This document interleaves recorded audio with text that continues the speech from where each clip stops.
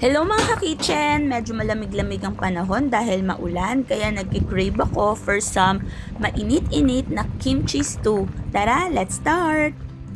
So una nating gagawin ay tatadtarin itong 3 pirasong bawang at saka isang tali ng dahon ng sibuyas. So pinaghiwalay ko lang yung white at saka yung green part nito kasi mas una kong lulutuin yung white part. And yung green part gagamitin lang natin for garnish. Lalagyan din natin to ng 200 grams na enoki mushroom. Hiniwa ko lang yung dulong part para maalis yung ugat-ugat at pinaghiwa-hiwalay ko into bite size.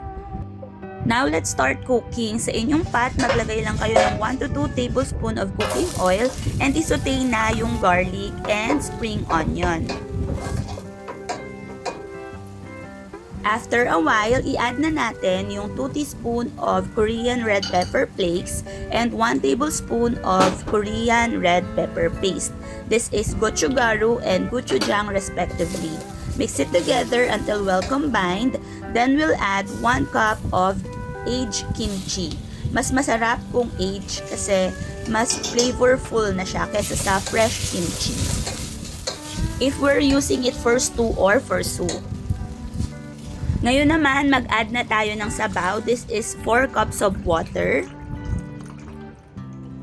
And titimplahan natin to ng 1 teaspoon of fish sauce and 1 tablespoon of soy sauce. Tapos, lalagyan din natin to ng mga frozen dumplings, some silken tofu, and yung enoki mushroom. We will now cover and let it cook for 5 minutes.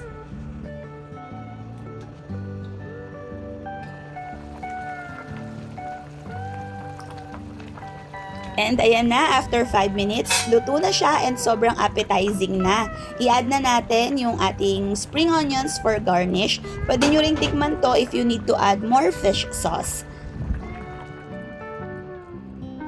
And there you have it mga ka-kitchen. Serve it with some hot steaming rice and enjoy this warm and comforting na Korean kimchi stew. I hope you like it mga ka-kitchen. See you next time!